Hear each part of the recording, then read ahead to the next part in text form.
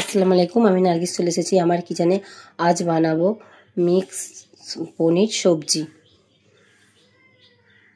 তো শুরু করা যাক রান্নাটা। আজ বানাবো আমি মিক্স সবজি, পনির মিক্স সবজি।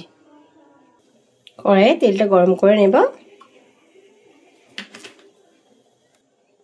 আমি একে একে সব সবজিগুলো ভেজে নেব। তো প্রথমে আমি পনিরটা ভেজে নেব। তো পনিরটা লাল লাল করে ভেজে তুলে নেব। এবার আমি আলুগুলোকে ভেজে নেব। তো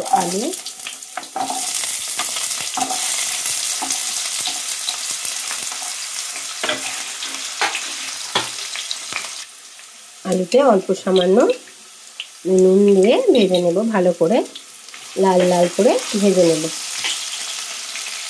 তো আলুগুলো আমি আবার তুলে নেব, দিয়ে দেব। এবার আমি বিনসগুলো দিয়ে দেব।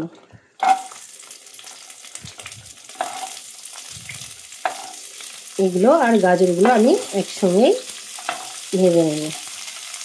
এর মধ্যে এবার দিয়ে দেব আমি ক্যাপসিকাম কুচি, এটি একটু হালকা করে ভেজে নেব। আর দিয়ে দেবো সয়াবিন, একটু ভালো করে এটাকে আমি ভেজে নেব।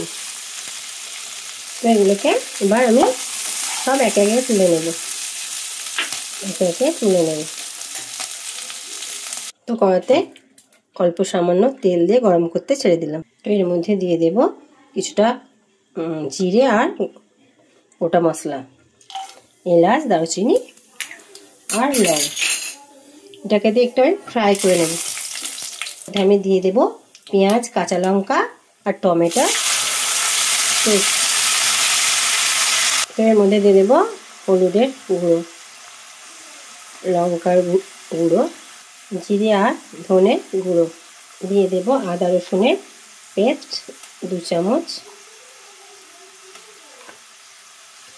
পনির মশলা। এটাকে ভালো করে আমি কষিয়ে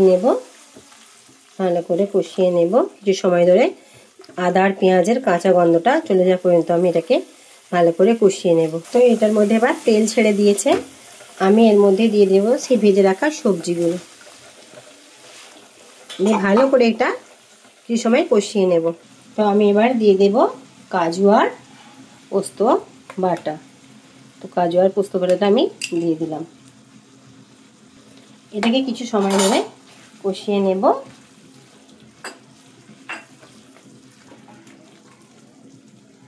এবার এর মধ্যে দিয়ে দেব আমি স্বাদ মতো নুন।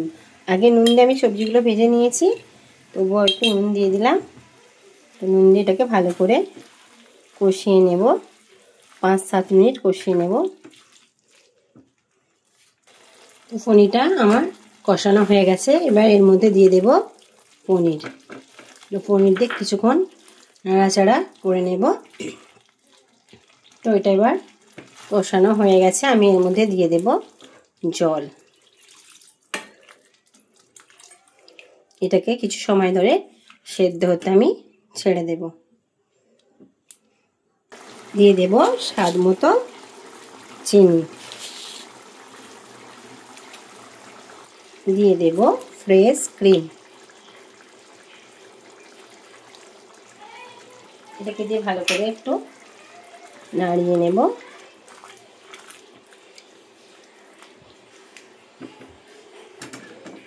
সব শেষে ছড়িয়ে দেব কাসুরি মেথি, ড্রাই রোস্ট করে নিয়েছি। তো আমার রান্নাটা পুরোপুরি রেডি। আমার রান্নাটা যদি আপনাদের ভালো লেগে থাকে, আপনারা আমার চ্যানেলে লাইক করবেন, বেশি বেশি করে শেয়ার করবেন আর কমেন্ট বক্সে জানাবেন কেমন হয়েছে। আজকের মতো এতটা, আবার নতুন কোনো রেসিপি নিয়ে আপনাদের সামনে হাজির হব। খোদা হাফেজ।